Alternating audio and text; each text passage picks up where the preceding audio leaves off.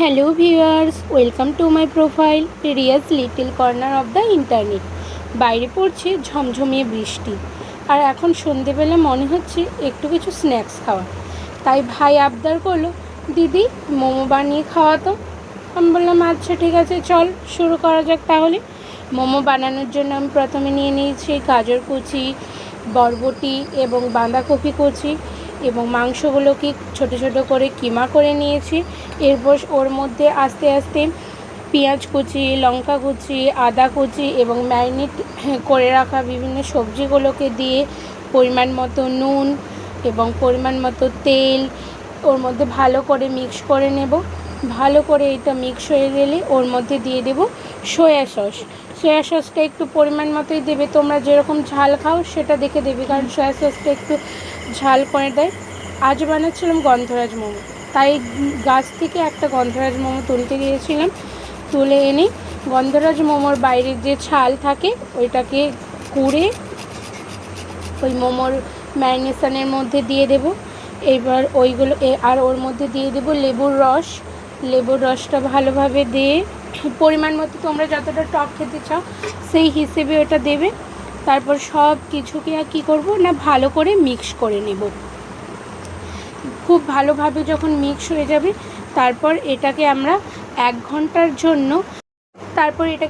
ঘন্টা থেকে 1 ঘন্টার জন্য রেখে দেব। ওটা ভালো করে ম্যারিনেশন হতে থাকবে। আর অন্যদিকে মোমোর চাটনিটা বানাবো। তার জন্য প্রথমে কড়াতে জল বসিয়ে গরম করে নিয়ে ওর মধ্যে কতগুলো শুকনো লঙ্কা, টমেটো আর রসুন কুচি দিয়ে দেব। ওগুলোকে ভালো করে আমরা আগে সিদ্ধ করে নেব।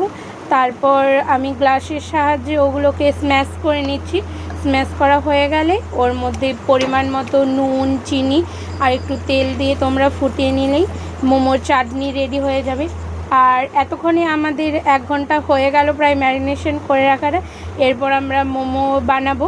মোমো বানানোর জন্য প্রথমে ময়দা মেখে লুচির মতো ওটাকে বেলে তারপর ভিতরে পুর দিয়ে 2 দিক থেকে চেপে চেপে মুড়লেই তৈরি হয়ে যাবে আমাদের মোমো। এক এক করে এই রকম বাড়িতে হলে তো কোনো গন্তি থাকে না, তাই অনেকগুলোই করা হয়েছিল, প্রায় 50-60 পিস মতো। এক এক করে সব মোমোগুলো তৈরি হয়ে গেছে।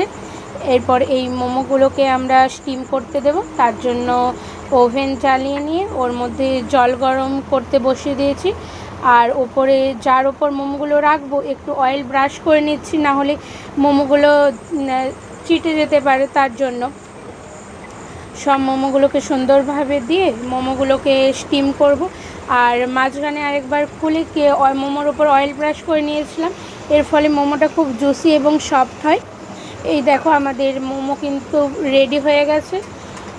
দেখতে কিন্তু দারুণ স্পাইসি, জুসি, টেস্টি লাগছে, আর খেতেও কিন্তু হয়েছিল দারুণ, এক কথায় অসাধারণ।